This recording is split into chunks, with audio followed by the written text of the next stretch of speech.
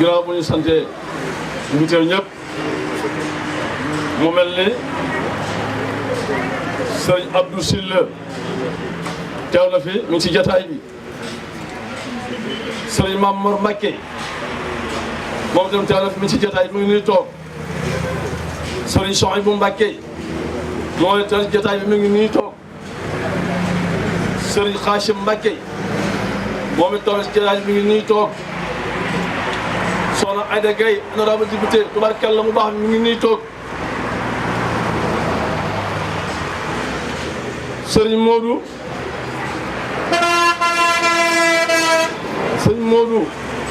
moom it man mi ngi nii toog teew na fi jotaay bi waaye sëriñ Mbacké Sylla moom it di kenn ci Bruno moom it mi ngi ci jotaay mi ngi nii ànd ak Bruno liggéey bi takku lool ak sëriñ Abdou Lakaram Jaxate ak sëriñ Abdou Wilane ñooñu di ànd ak Bruno ci liggéey boobu léegi ñoom itam takku loxo saayu ñoom it ñu ngi nii toog di ay jàmbaar lool président Bruno Derminel tubarkal leen solo ànd ko ak Auguste ak sa Karbelon sa Auguste Karbelon ak Salim Diallo moom it mi ngi nii toog ñu ànd liggéey bi ñoom ñëpp tubarkalla ubbi nag ñëw na tey ci Touba aussi ne ànd ak waa Touba ci liggéey bu am solo boo xam ni waaye su ko defee rek bala maa jox kenn kaddu gi damay jox Serigne Abdou Sankhé moom lay jox su ko defee mu am lu wax moom itam ci jotaay bi ci bis bi kon Serigne Abdou bisimilah kaddu gi maa ngi rafetlu question yi nga xam ne moom la Baba Thiam posé nii di leen wax ne kuréel bi tudd centre d'excellence du BTP ñetti fonction yëpp la ëmb muy fonction architecture muy fonction bureau d'études ak fonction bureau de contrôle. comme question bi nag ci bureau de contrôle rek la yem ma yemale réponse bi foofu déjà kii nga xam ne mooy diriger kuréel bi mooy Massamba Samb moom suñu responsable commercial la woon Palais Dakar moom laa yebal fii yebaluma koo xam ne mu ngi door a ñëw wala koo xam ne amul expérience yàgg na nekk ci alpage responsable la moom laa fi yebal pour mu jege waa Touba ndax tey Touba soxlawul rek ci wàllum tabax waaw ñu ngi ko doon wax sànq waaye ci wàllum assainissement waaye ci wàllum électricité wala ci wàllum ascenseur wala yooyu yëpp nekk na ay mbébét yoo xam ne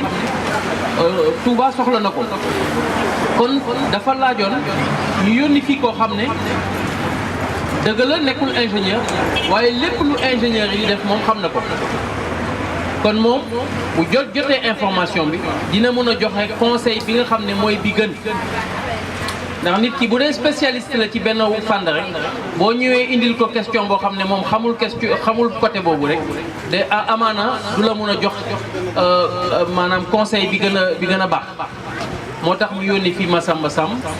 te moom egsi na xam naa jabootam dina egsi fii ak 1 semaine 10 jours maximum waaye moom jàppaleen ne daal mu ngi fi egsi na ci yeneen côté yi ingénieur bi moom technicien mu ngi fi xam naa bu ci kanamee bu ngeen visité di ngeen gis ne ordinateur yaa ngi fi logiciel bi egsi na aussi lépp a ngi fi pour que ñu mun a dessiner plan d'exécution yi pour mun a entrepreneur yi mun a liggéey bi sur le terrain. architecte bi tamit moom dina fi yóbbante benn ndaw boo xam ne moo ko fi toogal bu laajee kooku def dessin wu architecture yi kooku dina ko def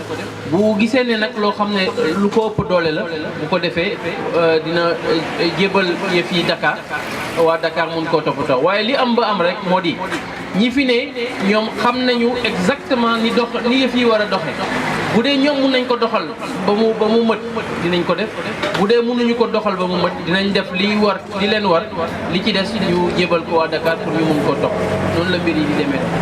jërëjëf. Seytaane rajim bisimilahi rahmaani rahim ñu ngi tàmbali di ñaanal Serigne Mountakha Bachir mu yàgg fi loolu te wér di nuyu ñi nga xam ne ñoo nekk si jataay bi yëpp di ko tàmbale ci sëti Serigne Touba yi nga xam ne ñu ngi fi ñoom seen maam ak seen xaasim ak ñi fi nekk ñëpp nga xam ne ay sëti Serigne Touba la. monsieur Bruno ñu ngi lay nuyu bu baax benn bi ñu ngi lay nuyu yaag monsieur Carvalho ak monsieur Diallo di sant bu baax a baax nag ci lii ngeen xam ne seen xel jàpp na Touba ngeen indi ko fi muy bureau bi centre d'excellence bi di ñaan yàlla nag mu defal leen ci lu kawe seen njort ndax Touba wax dëgg yàlla ni ko Serigne Xaasim waxe léegi rek lépp lu fi amagul la ñuy wax waaye lépp dina fi ñëw te li ngeen wax waxuma la yàqum xaalis mi nekk ci bâtiment yi nga xam ne ñu ngi leen di defar te awuñu yoon mais problème d'insécurité bi mooy gën a posé parce que yor sa njaboot jël li nga dajale def ko ci bâtiment ba daanu seen kaw waxutoo xaalis ba nga ñàkk sax mais sa njaboot gi loru moo gën a métteeti kon lii ngeen fi indi ñu ngi leen di tatagal di leen wax bisimilah soyez les bienvenus ñëw ngeen nag dëkk boo xam ne bi ñun ñëpp a ko soxla parce que ñi fiy tabax ñëpp dañuy dem ba Dakar di wuti ay architecte dem di wuti ay contrôleur yëpp Dakar lañ koy wuti ji kon bu ngeen amee rafet njort ak ñëw bëgg a jàppale waa Touba ba tax ngeen ñëw jël seen engagement yi ñëw jël locaux yi jël ay secrétaire jël ay agence yu fi nekk ñi ngi leen di ñaanal ci barke Serigne Touba yàlla na ngeen ci am lu kawe seen jot sant nañ bu baax ñi ngi leen di sant di leen gërëm di ñaan yàlla daal yàlla bu leen ko rëccu li taxoon ngeen fii ñëw yàlla na ngeen ko gis ci barke Xaadimu Rasuul jërë ngeen jëf.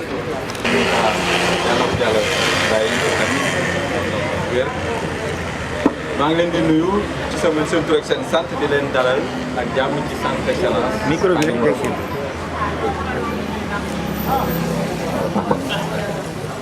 voilà di leen gërëm ci seen teewaay xam naa ni jot bëriwul n'est-ce pas di ñaan jàmm di leen déwénati ci fer bu bees bi n'est-ce pas maa ngi tudd Salif Diallo man maay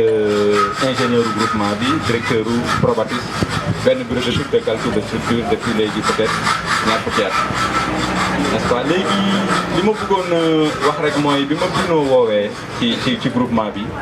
dama ci sawar a ñëw lool ndax déjà lu mu seet am na li ma ko admiré premièrement ci xayra ñaayam ci suñu liggéey n'est-ce pas ndaxte yàlla def na boole nañu ci ay projets yu mag projet yoo xam ne jàpp naa ne ay projet yu jafe la ci wàllu ingénieur yi yoo xamante ne yàlla suturaal nañu ñu sottal ko jàmm ak salaam naw naa ko aussi ci caractère am nit bu oyof bu baax et surtout bu jub ci wàllu bâtiment bi vraiment jub qualité la bu rare boo xamante ni vraiment mi ngi ak moom n'est-ce pas xamante wuñu ci wàllu politique wante xam naa ni dinañ gën a xamante ci wàllu boobu mais ci en tant que ingénieur et en tant que humain vraiment ku ma respecté la koo xamante ni apprécié naa ko boo xamante ni bi ma woowee dama sawar lool pour ànd ak moom Touba fii pour ñu jéem a góorgóorlu jàppale leen pour wàllu tabax donc ñun suñu mbébét fii mooy vraiment améliorer vraiment partie ingénierie ci wàllu tabax mooy partie sécurité ci tabax améliorer partie bien-être améliorer aussi partie vraiment sécurité ci wàllu tabax n'est-ce pas ci loolu nañ fexe wàññi lépp luy problème ci bâtiment par le travail qu'on va faire mais aussi par aussi éventuellement wàllu formation wàllu jàngale n'est-ce pas pour que acteurs yi fi nekk yi ñu dolli leen ay outils dolli leen xam-xam n'est-ce pas pour que vraiment dans l'intérêt de la ville de Touba ñu mun a am des bâtiments de meilleure qualité de bien meilleure qualité n'est-ce pas parce que actuellement li ñu jàpp mooy Touba toll na ci beneen phase de développement ci wàllu tabax boo xamante ni du ñu jaaxal ñun peut-être que jiitu nañ fii mais ci ay weer yu néew wala ci ay at yu néew yeneen professionnel ci wàllu bâtiment yu jóge ci Sénégal wala même ci yeneen pays ñëw installé wu Touba pour accompagner le développement de la ville kooku du ñu n'est-ce pas donc ñu ngi ñaan ñu ngi tàll loxo ñu leen di tàll loxo yéen ñëpp bépp kilifa bépp autorité administrative pour que ngeen jàpp ñu comme ay partenaires n'est-ce pas jàppale ñu pour que vraiment suñu centre d'excellence bi ci mën a dem ngeen xam ne ci seen ginnaaw la topp boole ci jàppee rek incha allah dina dem vraiment ñu ngi leen di remercier maa ngi delloo kàddu ñu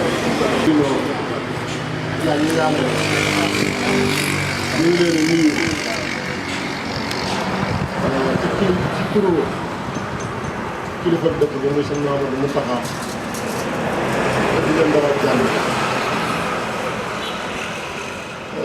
tey kontaan bu baax ci ñëw gi ngeen fi ñëw ak yéene gi ngeen fi yéene te di leen ñaanal yàlla li ngeen fi yéene lépp mu yàgg ba egg fu kaw seen jot ci barke seen jot ndax liggéey bu mel nii dafa bokk ci ñaari Serigne Touba ndax Serigne Touba dëkkam bi lépp lu fi gisee rek daa ay seen waaye li leen fi daan lépp danaa ndax moo waxal boppam waj'alhu dahban maskana ta'allumi wa mawdi'al fikrati wa tafahumi loolu nag ngeen ko xoolee bu baax bu ngeen demee ci mat la bi boo seen ngeen yëral seen bopp da ngeen xam ne seen ñett yi ngeen boole yëpp ñu dëgg ñett yi ngeen boole di architecture contrôle la lépp ñu dëgg te Sëñ Tuubaa moom lépp da koo ñaan ci dëkkam bi te lim ñaan lépp lu suñ borom nangu la sëñ Modou Moustapha daan wax rek ñu Sëñ Tuubaa lim ma wax ba teg sama bët lim ma wax di dëgg sama bët laa gën a gëm ci loolu loolu nag mooy Tuubaa ñu ngi leen di dalal jàmm te di leen ñaanal yàlla li ngeen di jublu lépp daal yàlla ko suñu borom yeggale tey ñaan mbokk taal bi yëpp ñu xam ne jamono dafa toll koo xam ne bii dañoo soxla xam-xam lu waay di tawax wala lu muy def na ko teg ci xam-xam bañ koo teg ci xel mu neex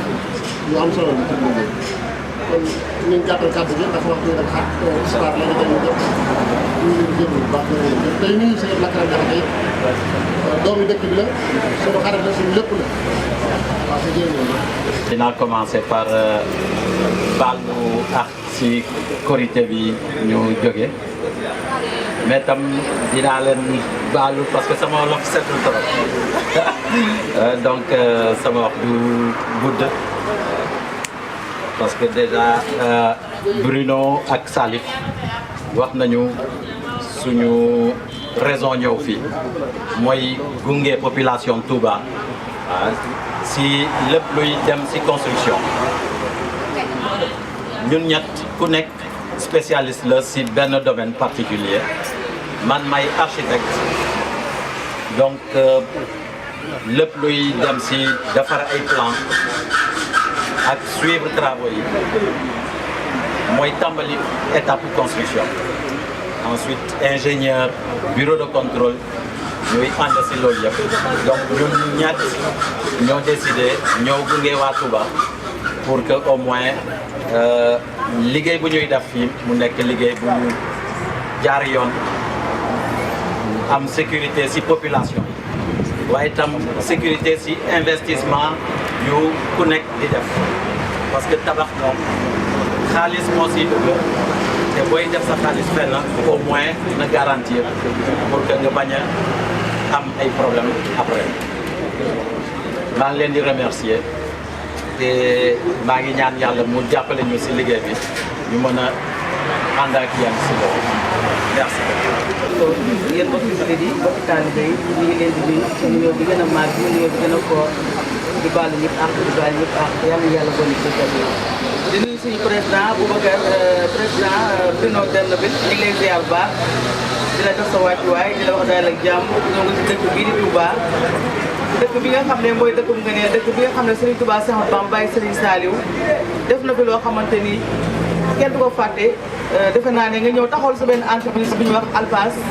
pour jàppale waa Touba ci wàllu bâtiment loolu dañ koy rafetlu ndax président dafa am loo def loo xam ne dañ nit ki bu la defaree lu baax boo fekkee bisam te waxoo ko di doo gor ndax da nga ñëw fii di bindoo dëkku Cheikh Mouhamadou Moustapha fekkoon ñu manqué ndox lool nga def fa ay tuyau ba defe naa ndox maa ngi walangaan kon tey boo ñëwaatee ubbi benn entreprise bi ñu wax Alphas pour war a jàppale wàllu bâtiment loolu ñun dinañ ko gëm dañ koy rafetlu ndax li nga wax rek defe naa ne ku bokk ci Serigne Touba moom foo jaar ñëw dugal sa loxo ci Touba. Touba nag dëkk la boo xam ne borom moom defar na ko démb day soog a ñëw waaye bu taal sëñ Bamba di nga ñëw dugal sa loxo kon président ñi kontaan ci yow di rafetlu sa taxawaay ak ñi nga àndal ñëpp délégation bi ñu ngi leen di ziar bu baax di leen wax ne dal leen ak jàmm li ngeen ñëw ci dëkk bi di ko fi liggéey Serigne Touba gis na ko te moom mi am fay yàlla leen fay di professeur di suñu yaay soxna ay dagay honorable député ñu ngi leen di baax di leen ziar bu baax a baax di jéggul nag ndax dañu mën a ñàkk bu ñu tàmbal ay cadre rek ci yëf yi jërë ngeen jëf. asalaamaaleykum maa ngi nuyu mbokku Touba yëpp di nuyu mbokku Sénégal di leen baal wax ci korité bi di leen baalaam itam di ñaan yàlla mu jégal ñu may ñu tawfeex ci réew mi maa ngi tudd Bruno D'Erneville nekk directeur société bu tudd Alpage di liggéey ci wàllum contrôle ñun ñooy saytu bâtiment yi pour ni ñuy def ba nga xam ne dañuy dëgër waaye maa ngi ànd itam ak sama ñaari naataango kenn kii muy monsieur Carvalho muy architecte moom it dafa ñëw fii ci Touba ngir jàppale ñu ci liggéey bi ci wàllum architecture ndax xam ngeen ne lépp ci wàllum tabax ci architecture lay tàmbali maanaam ni ñu koy tabaxee ni ñu koy xoolee ni ñu koy bindee ngir mbir mi mucc ayib méngoog jamono ànd itam ak sart yu baax maa ngi ànd itam ak beneen ingénieur bu tudd Salif Diallo nekk ingénieur ci wàllum tabax moom itam ñëw ak bureau d'étude am moom it ñëw ngir jàppale ma ci liggéey bi nag lenn la dañu ñëw Touba ngir sanc fii benn kër boo xam ne ñu ko tuddee centre d'excellence du BTP Khadimou Rassoul ñu ciy liggéey architecture di ci liggéey ingénierie di ci liggéey contrôle technique centre bi nag bu lépp lay la ci Touba li tax ñu indi ko fi moo di Touba tey mooy ñaareeli dëkk bi gën a rëy ci Sénégal te ñu seetlu ne bari na ci ay tabax yoo xam ne ñu ngi ko fi def bu doon ay tabax yoo xam ne daal méngoowul ak ni mu waroon a doxe dinañ koy gis sax ci yenn tabax yu mag yoo xam ne ñu ngi ciy dalal ay kilifa yu mag boo jàpp ci misaal rek boo jëlee lu mel ni ci escalier bari na ay escalier yoo xam ne ñu ko tabaxee baax ndax escalier boo koy yéeg war nga sax tëj say bët yéeg ko te doo mbëggu fenn te sa tànk du fekkastalu fenn loolu bokk na ci li ñuy wooye ay norme te bu ngeen seetloo bari na ci loo xam ne méngoo bari na ay bâtiment yi sax dañuy yoo xam ne ñu ngi koy dégg muy ay bâtiment yoo xam ne day faral di am ay problème mel ni ki daanu ak yu demee noonu foog naa bu yàggul am na lu demee noonu lu fi xew fii ci Touba dina am loo xam ne ñu ngi koy gis itam ci bâtiment lu demee ni ki ñoo xam ne dañuy laal dara mu maas leen wala sax mu am ay lakk-lakk yooyu yëpp nekk na loo xam ne buñ ko buggee ma daanaka fagandiku dañu war a tabax bâtiment yi teg ko ci yoon ñun ñii ku ci ne ak cabinet dañu nekk ñoo xam ne dañu bu ñu àndee ci liggéey bi lépp lu ñu war a saytu ci biir bâtiment bi dinañ ko ci saytu moo tax bi may ñëw fii ci Touba pour sanc centre Khadimou Rassoul bi dama oo samay xarit waxtaan ak ñoom ne leen lii ma bëgg ñu defal Touba nekkul pour ñun waaye pour njabootu Sénégal yëpp la nekkul sax pour murit yi rek pour njabootu Sénégal yëpp la ndax tey Touba dafa soxla ñu gunge ko ci wàllu tabax yu baax bugg nañu itam gunge mairie bi ci boppam ndax Touba bari na ci loo xam ne foog ñu xool ko ci wàllum lu demee ni ki ay assainissement wala place publique wala yu demee noonu kooku architecte bi dina leen ci mën a jàppale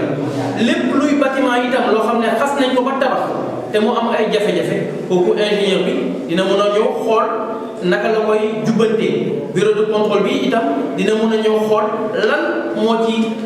jubbanti ba nga xam ne ingénieur bi dina ko mën a jubbanti donc gis ngeen ne liggéey bi tey ñun pare nañ ko di nga bu ngeen defee tournée bi sax gis ngeen ne ci biir local bi bari nañ loo xam ne egsi na déjà ci matériel dinañu continuer di gën a indi ay yeneen matériel Touba daal bëgg nañu ci semaine yi ñu mën a tàmbali liggéey bi ndax liggéey bi bari na te am nañu yaakaar ne waa Touba dinañ ko soxla bu baax. léegi déjà yi nga xam ne jot nañu fi dem ay tabax te amul norme yi nga xam ne moo war yan solution yi jàpp ne war nañu ci mën a am. waaw tabax yi nga xam ne xas nañ ko def ba def te ñu war koo jubanti kooku d'abord il faut ngeen xam ne loi bi dafa génn ci war ci 2009 foog naa la génn ñu koy wooyee le code de la construction. code boobu dafa ne bépp tabax boo xam ne am na ñaari étage wala tabax boo xam ne dafay am ay nit ñoo xam ne dañ fay ñëw ngir am lu ñu fay ut lu demee ni ki ay bérébu fajukaay wala bérébu jàng wala bérébu hôtel wala bépp béréb boo xam ne daal nit ñi dañ fay dugg di génn loolu ñu koy woowee établissement recevant du public dafa nekk ay bâtiment yoo xam ne dañ ko war a contrôler te dafa war a am architecte te dafa war a am bureau d'étude maanaam ñi fi teew yépp war nañu mën a taxaw bokk ci ñi nga xam ne dañuy saytu bâtiment yu mel noonu bu dee bâtiment bi nag xas nañ ko ba tabax te yooyu yëpp amul il faut que mu am li ñuy woowee diagnostic maanaam bureau de contrôle bi day ñëw xool li nga xam ne méngoowul ak li war bu ko defee mu bind ko ci benn rapport jébal ko ki nga xam ne moom bâtiment bi bu ko defee kooku dina au architecte bi au bureau d'étude bi au entreprise bi pour xool naka bureau d'étude bi nag mooy defaraat maanaam yëf yi ni mu war a def demee kayit boobu bureau d'étude bi di def bi ingénieur bi di def boobu la ñuy jox entrepreneur bi nag mu entrepreneur bi dooroon ñëw nag toj li muy toj defaraat li muy defar donc gis ngeen ne étape yi dafa nekk étape yu leer waaye dafa nekk loo xam ne il faut que ki nga xam ne moom bâtiment il faut que moom ci boppam mu xam lan mooy njëriñ bi ndax moom bu xamul njëriñ bi rek dara du mun a am te il faut que kooku itam xam ne loi bi dafa ne bépp tabax boo xam ne am na jafe-jafe mun na indi ay jafe-jafe ay nit kii moom tabax bi ci boppam mooy responsable maanaam lépp lu dal nit ki ci biir moom ci boppam la ñuy oo bu ko defee mu uyu si yoon kon gis ngeen ne nekk na lu diis rawatina nag bi nga xamee ne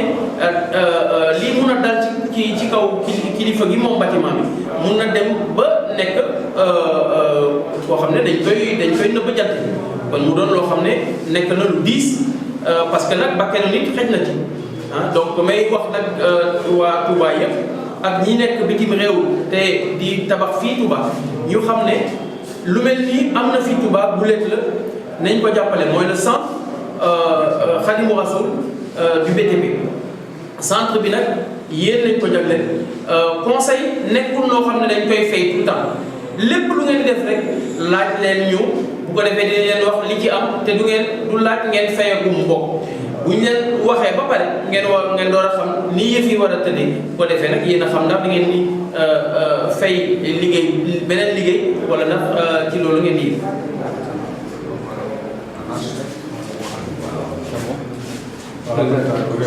waaw man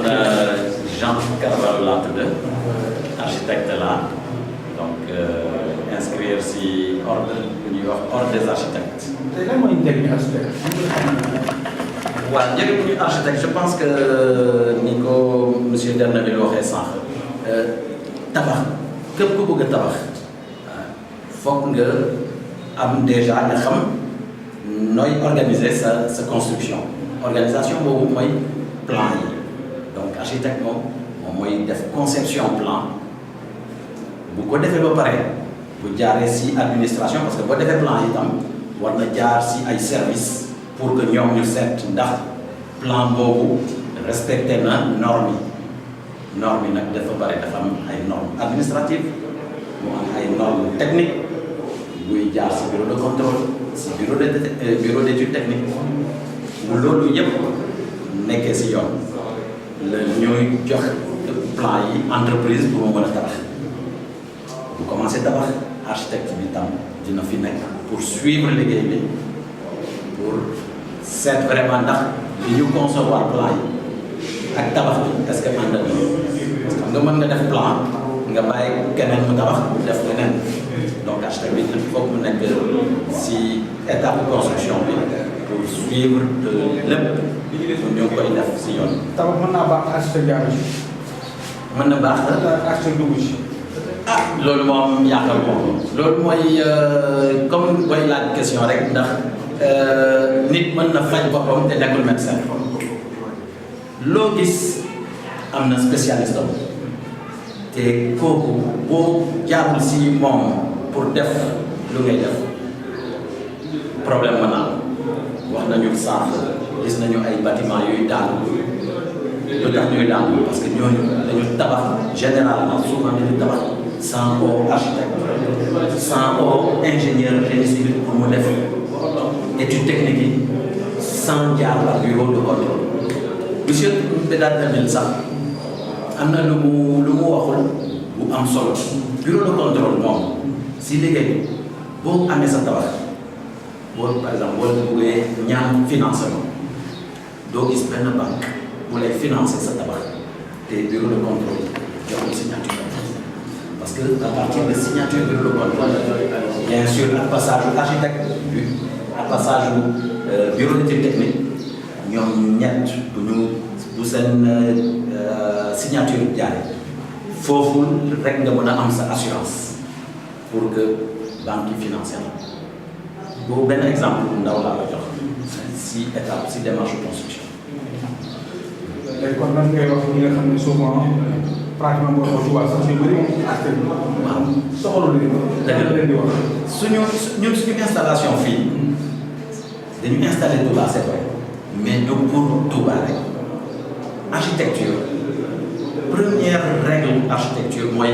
que c'est un service d'utilité publique service d'utilité publique mooy normalement comme jàng comme éducation xam nga éducation normalement ñëpp war nañu dem école jàng am éducation construction tam tabax dañu ne ku nekk war na am fu mu mën a dëkk fu mu mën a te architecte war na nekk si ginnaaw loolu yëpp architecte ingénieur bureau d'étude bureau de contrôle donc ñuy tabax pour sécurité seen sécurité fu ñuy nekk il vaut mieux que ñu seet service yu yëpp waa ñu koy def pour seen sécurité d'abord te en plus tabax du dërëm du ñaar dërëm xaalis ngay dugal foofu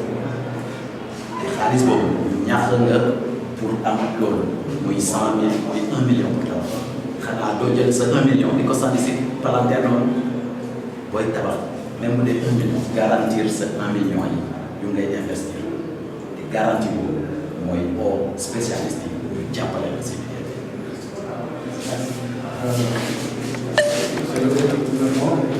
jërëjëf man maa ngi tudd Salif Diallo man maay ingénieur structure groupement. ñu gis ne pour tabax pratiquement balaa ñu am étude peut-être projet mu lay doon mais pour tabax sa kër rek xalaatuñu loolu bu dee ne nga sax ma tabax ndax loolu du jàpp. waaw comme ni ko sama xarit architecte bi waxee lépp looy investir war nga fexe garantir ko te rôle ingénieur bi particulièrement ñun foofu la ñu féete mooy que ni tabax bi architecte bi moo koy concevoir moom mooy xool naka lay fexe ba yow nga mën a exploiter sa investissement mais ñun suñu problème mooy na dëgër na wóor donc ingénieur bi loolu rek mooy problème mooy fexe ba sa bâtiment bi nga mun ci dugg ak génn teg ci say bagages dëkk ci di ci def li nga ciy def en toute sécurité te benn problème doo ko ci am ci wàllu sécurité donc te loolu je pense que du problème mu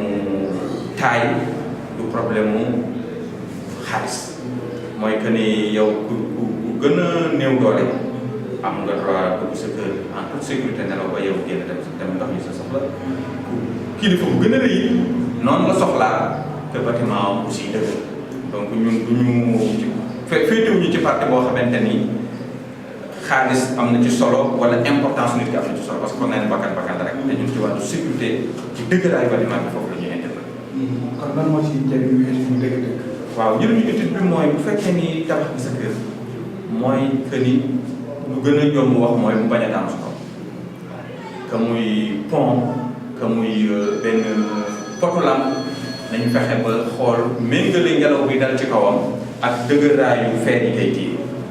méngale poids bi ngay teg ci kaw ak dëgëraayu béton bi ko yem méngale poids bâtiment bi ak fondation yi ko war a téye ba lépp stable ba lépp taxaw loolu mooy vraiment ñun suñu wàll. man un an Diourbel R+6 daanu na fa 2 semaines man waa R+4 yu mel noonu di bëri lan la lu koy expliquer. mun naa la dolli vendredi bii bi ñu jullee ba pare dem di julli ci tisbaar ci yoonu fi may julli jee am na ay balcon yu daal heureusement yàq ay oto la ñu yàq ak mbëkk benn oto lampe mu daal ci beneen oto wante ci li ma jot a dégg li ma jot a laajte amul ci gàll. donc loolu bëri na ay cause vraiment bâtiment bu daal bëri na ay cause bokk na ci cause effectivement peut-être que ñi ko waroon saytuñ ko bokk na ci cause peut-être que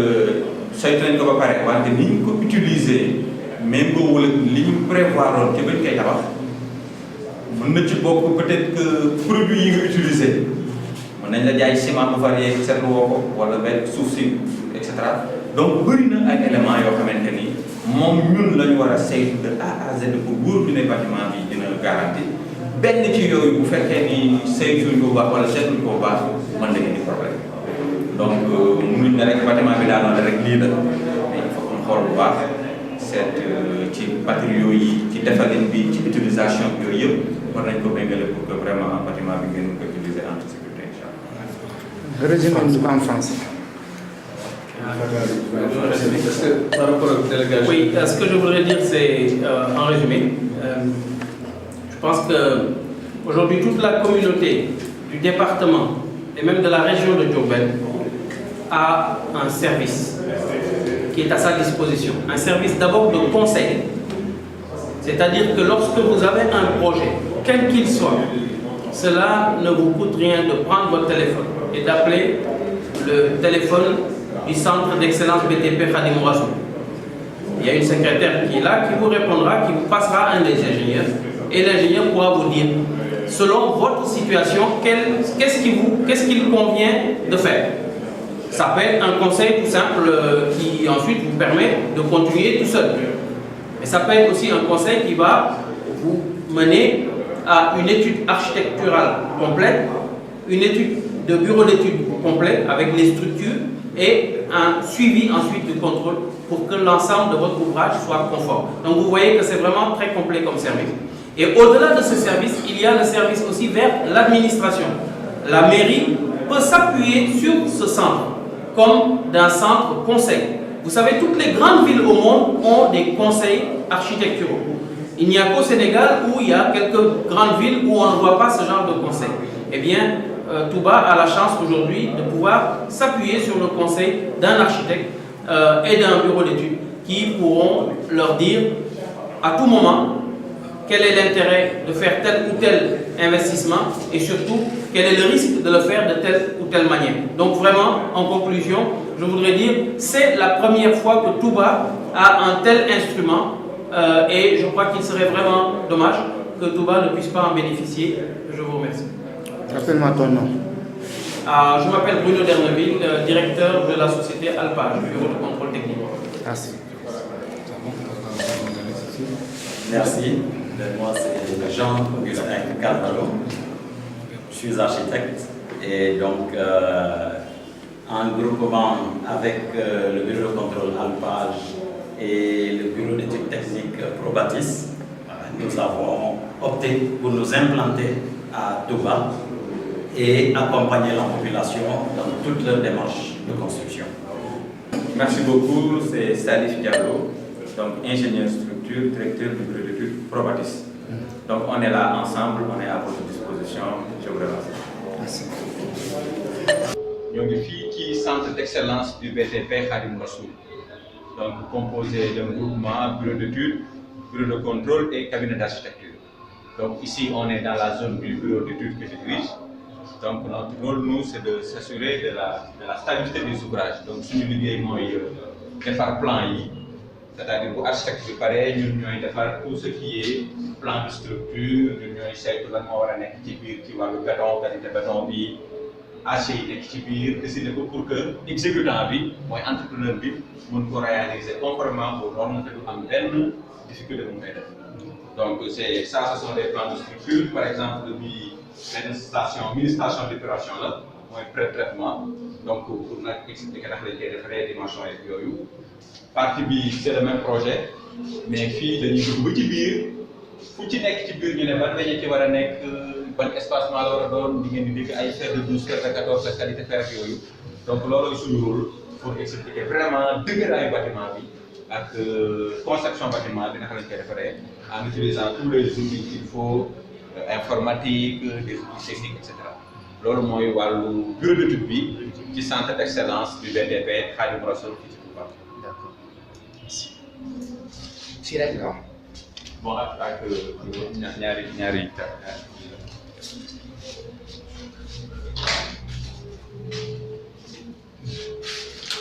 jege ko tuuti jege ko vas-y. waaw fii nag mooy bureau responsable bi n'est-ce pas Thierno bii tamit beneen exemple projet la bii c'est des projets plutôt de charpente métallique n'est-ce pas benn hangar la boo xamante ni dañuy saytu ban bi lañ koy defaree ban xeetu soudure lañ koy def ban fondation lañ koy def pour que mu stable et cetera donc lii daal mooy ñun suñu wàll ci groupe bi.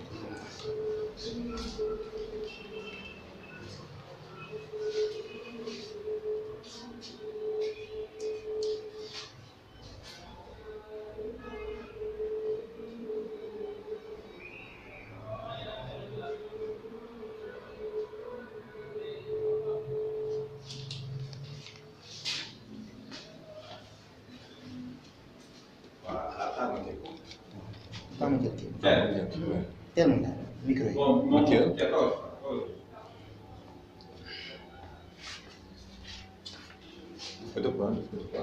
moom mooy Thierno quoi moom moo nar a nekk président sur place. non non lii la.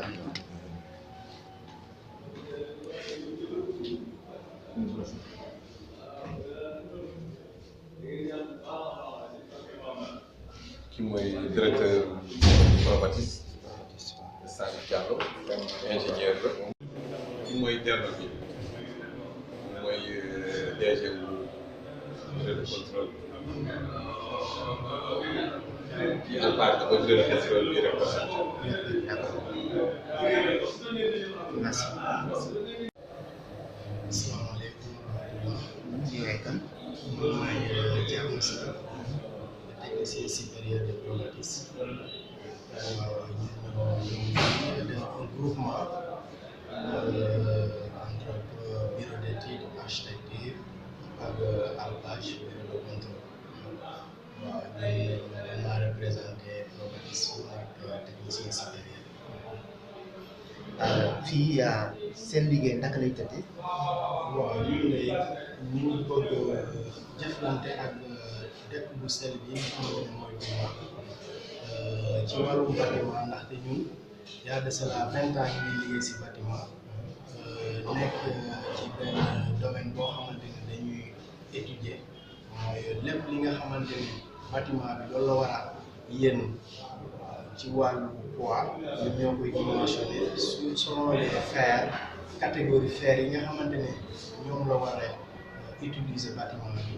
ak semelle yi nga xamante ne moo war a porter diisaayu bâtiment bi ci domaine boobu la ñuy ngeen yéen.